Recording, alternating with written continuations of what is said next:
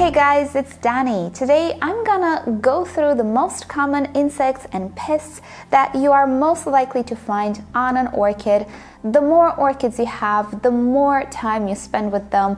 Pests are inevitable, but it is important to know when you have an issue and which of these insects are actually not beneficial for your orchid and which of them are. This episode and our entire Orchid Care for Beginners series is sponsored by rePotme.com, who offers you everything you could possibly need to properly take care of your orchid, from pots to potting mixes, fertilizers, accessories, and many other very useful things. If you're into African violets, succulents, or bonsais, they have something for you as well. So I'll link you to their website down below in the description.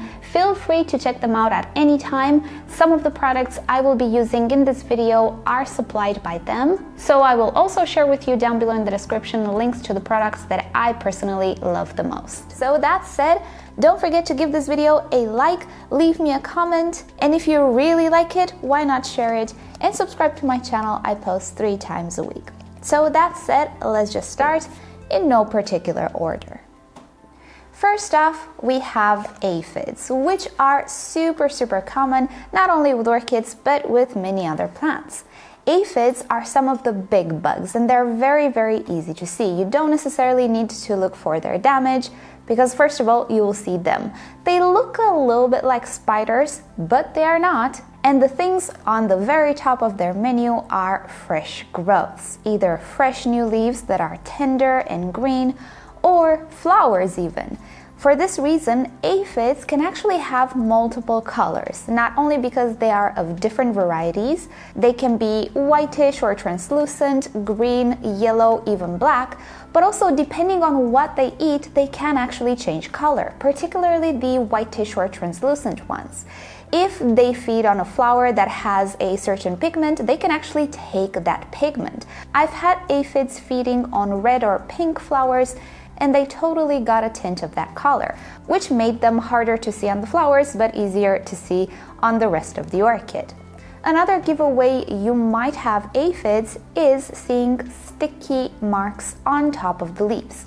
Do not confuse the sticky marks with the sticky droplets, which are sap exuded by the orchid. The sticky marks are the byproduct, let's say, of the aphids. As they eat, they will give off a sticky substance, which I think it's sweet because it actually attracts ants. Typically, aphids are not the worst insect you can have. Treating them could be as easy as soapy water. They are actually sensitive to soap. If you put a little bit of rubbing alcohol in that mixture, it's even better. Or if you already have a means of pest control that you prefer for other types of pests, I am pretty sure it will work on aphids as well. As I was saying, they are susceptible to a large or wide array of substances, from chemical substances to the ones that physically get you rid of pests, such as oils and other smothering substances. I use my own substance on them just to get rid of them really easy, but typically even soapy water can work on them. Hence why aphids are not always a reason to worry. If you see them, you need to act. Don't let them multiply, because they can travel and they walk fast in comparison to other pests. But definitely don't freak out if you see an orchid totally infested with aphids. It's really easy to get rid of them, as long as you insist a little bit. Always keep in mind that substances which are not toxic, like horticultural oils, you need to apply them multiple times to work because they're not systemic. They affect the insect on contact. So if you use it a few times, you have a better chance of success. But let me tell you, out of all of these insects, aphids, I really don't like them. Next up, we have scale insect. Now, this is an insect which is far harder to get rid of than the aphid. It is tinier, and even though it is quite visible, it can burrow itself a little bit into the medium of the orchid.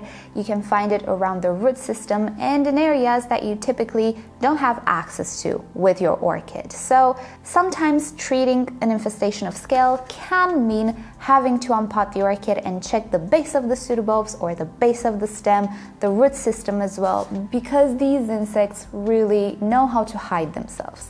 But a true giveaway of scale insect is the formation of actual spots or bumps that are lighter colored. They can be beige, they can be whitish, they can be brown in color on the surface of the leaves and pretty much everywhere on your orchid.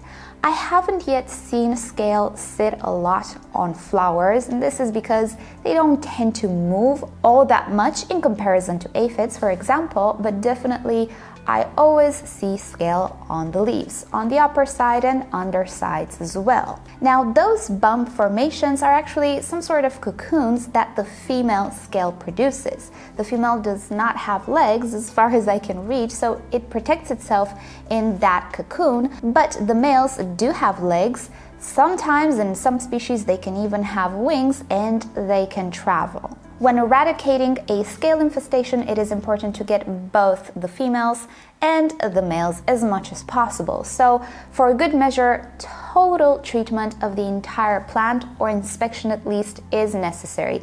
Unlike aphids, where you don't really need to repot or check for pests under the root system, in this case, you kind of have to. I do have a video in which I treated an orchid for scale with my methods. I'll link you to it down below so you see how I went about it, and I hope it will give you an idea as well. But obviously, depending on the infestation, you need to take the actions that you need for your case. I would definitely check in the root ball, in the first layers of medium. I would absolutely change the medium because, again, even if the insects don't sit in the medium, they can fall, they can move around, and even if a few survive, it's enough to start a whole infestation once again. So with scale, it really is best not to be lazy about it and just take action. Oh, I forgot to mention, additionally, it is important to clean all of the leaves and surfaces from those cocoons. One way to do so is to soak a cloth you might have or a cotton bud or disc in alcohol. Rubbing alcohol, if you have it isopropyl, it's better than ethyl. So just swipe the leaves, the pseudobulbs. If you have cattleyas with sheaths, remove these sheaths. When I had my infestation, the scale was under these sheaths. So clean up the orchid very, very well, inspect it very, very well, and remove all of these as best as possible. If you don't want to use alcohol, you can actually use some water or hydrogen peroxide 3%, and just remove all of them. Alcohol has an added bonus that it does get you rid of them. It desiccates them pretty much. So whatever you choose to use, you need to get rid of all of those cocoons. Next up, mealybugs. Now, mealies are a type of scale insect which looks a little bit different and has some similarities. Mealybugs are those white fluffy insects that look kind of cute, I won't lie. They look like cotton is stuck to the orchid. No, there's no reason for cotton to get stuck on the orchid. Those are mealybugs, and that is a sort of a nest. That's where the little baby mealybugs reside. Mealybugs, just like scales, are nothing to joke about. Luckily, they are big enough for you to see, but of course the young insects are pretty tiny and they move. Even if they can't fly, they will move around from orchid to orchid. So if you see an infestation, you need to act pretty fast, because it will get bad pretty fast as well. Just like with the scale insect, some mealybugs can actually burrow themselves in the medium, in the root ball, under the orchid. So again, it is best, if you have a heavy infestation, to check the first layers of medium as well. In my experience, I have to be honest, I did not have nests in the medium or things burrowing, but I have seen it with newer orchids. Obviously, there are a few types of mealybugs. Depending on the type, they might behave a little differently, but better be safe than sorry. If you just have an orchid which is affected, just repot it. Get rid of that medium, or at least the first layers, inspect the orchid, and do a proper job. If you have quite a few orchids, maybe first try to do the treatments, see if the mealybugs come back. Sometimes, especially with new orchids, you will only have a few mealybugs, not a lot of them, so you can get away with spot treating the orchid, not necessarily having to dose it down with substances and things. They don't produce those cocoons. They tend to move around. Even though they walk pretty slow, they can create a lot of damage. Another very sure sign that you have mealybugs is, again, very sticky formations on the leaves, and not only under the orchid herself, on the furniture or the ground, wherever those mealybugs are, they will excrete a sticky substance, which again I believe is sweet because it attracts ants. There is something to say about ants and mealybugs, but we'll get to ants as well. So, with mealybugs, look for cottony formations on your plant, white dots of any kind. Mealybugs like flowers, like leaves. They do like fresh growth, but it's not the only thing they like, so they're not so exclusive like aphids. Manually remove as many as you can, and then don't let it be because these guys multiply. Alright, we're getting in the danger zone, spider mites. Oh, I had quite the battle with spider mites, but now I know how to control them. Spider mites are of two kinds. There are those which create little fine webs, and those which are red, they're called the false spider mite, and those ones are a pain under the fingernail. I will address more the red or false spider mite because I do believe it's a little nastier. With the other spider mite, which I think is called the two-spotted spider mite, it can be as easy as to just shower the orchid very, very well and then do a treatment with a horticultural oil and you're pretty much done with them. But with the red spider mite, things are not so easy, sadly, because this guy does not create little fine webs, no. It kind of indents itself in the leaves to some extent, and oh boy, it multiplies fast. It also hides itself in the sheaths or in between the leaves. It is incredibly tiny, very hard to see. You don't know you have an infestation until you see the damage, sadly, case in which you're already a little too late. And as I was saying, if you leave an infestation untreated or you treat it mildly and lightly with just a little bit of neem oil, which by the way never worked for me for the spider mites, too many of them, too smart for neem oil, then it can get out of hand. It can get very, very bad. Trust me on that one. I battled with them for a year or more than a year until I managed to stay on top of them, and I tried everything. They're not really picky with what they want to eat. You can even find spider mites on the flower spikes. They can graze on the flower spike. They will prefer fresh growth, I guess like every insect, but they will not shy away from munching the older growths as well if there is no fresh growth. Here's the fun part. These guys carry a virus called the orchid flake virus, which affects a group of orchids, mainly monopodials in my experience, and mainly Phalaenopsis, again in my experience. I do have one single survivor from the spider mite era which managed to overcome her virus, and many of you know it as the beautiful Bellina, but not many Phalaenopsis fared well with that virus. So another thing to take into consideration, these insects, not only they munch on your orchid, but they can also spread disease. All of the other insects we talked about, they can spread viruses. So as I was saying, when you see grazing on the leaf, that's a sure sign of the spider mite. What do? You need to isolate the orchid and you need to address the problem with whatever method you find best. Horticultural oils typically have paraffin if they are the mineral oil type. I tried vegetable oils. They were too heavy for the leaves. They suffocated the leaves, so I stuck with mineral oils. Currently, because I don't have available for me horticultural oils, I do them myself. I also use leaf shine based on mineral oil, and that's how I stay on top of spider mites. I did not have a big infestation of spider mites in a lot of time. So for me, oils are the way to go, but for you, it might be something else. I think the spider mite situation will be one of those experiences that I will always remember, even when I'm old. It wasn't pretty. But if you think spider mites are the worst you can have, oh no. I'm gonna tell you about the worst insect that I have ever had. Still have a few spots here and there that I'm on top of. It's really hard to get rid of them. Thrips. Oh my goodness. Imagine spider mites that move fast and that can also fly.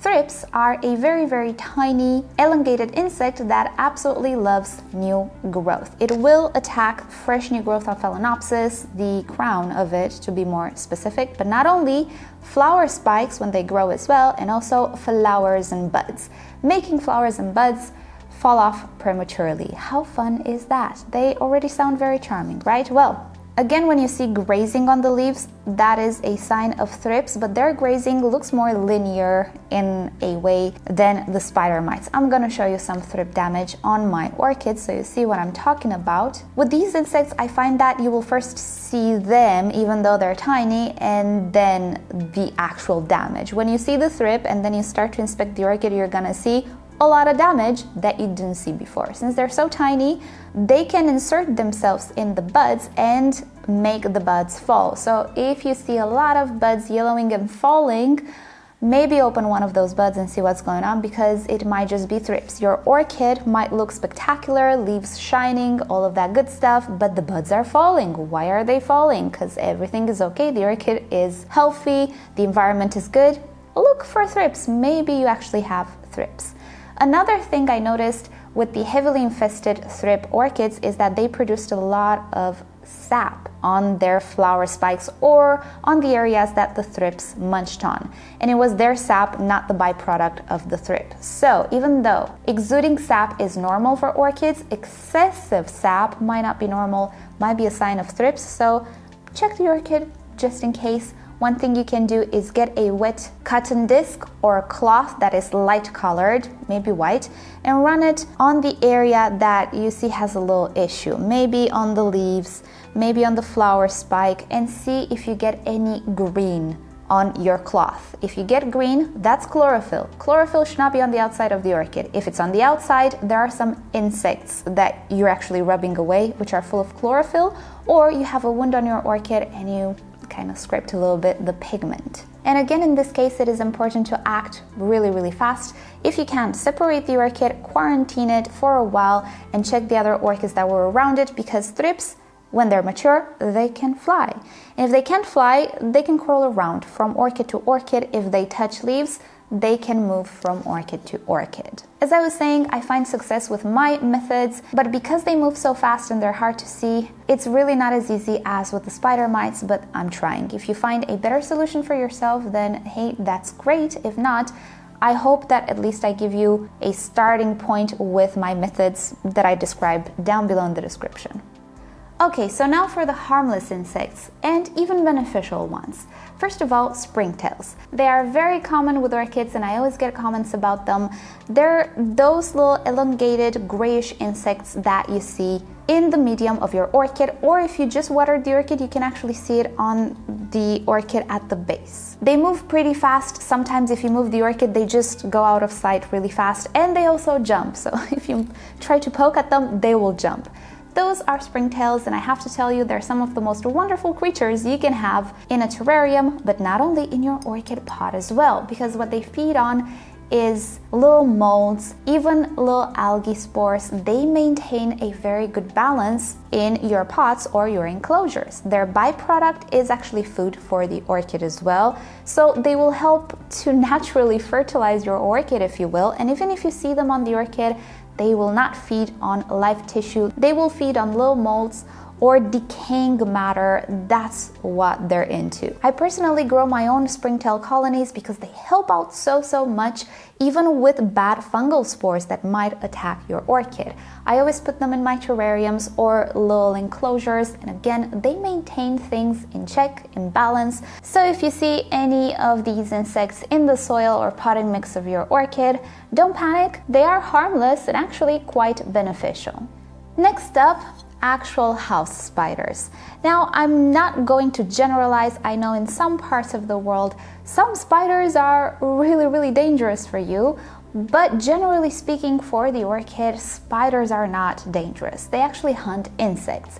So I'm just going to refer to what I have around here. I know they're very common. Things like the jumping spider or the crab spider, they're absolutely harmless to your orchid. Again, moreover, they are hunting insects. The spiders that I have around, I see them hunt ants, and not only, sometimes they even manage to catch fungus gnats, and that's great. But of course, try to do a little bit of research, see what type of spiders you have in your region, and in many parts of the world, these spiders are harmless for you and for your orchid as well. So even if they make webs, they are absolutely fine for the orchids. So with that said, thank you so much for watching. Hope you've enjoyed today's video, and thank you for suggesting it. This topic was suggested quite a long time ago by one of my viewers. Hope you have a great day. Subscribe to my channel for more orchid videos, tutorials, experiments, updates, and other fun orchid subjects. If you wish to support the channel, do consider becoming a member or visit the merch store linked down below in the description. You can also follow me on Instagram and Facebook. It's always nice to stay in touch there as well. And with that said, I'll see you next time. Bye!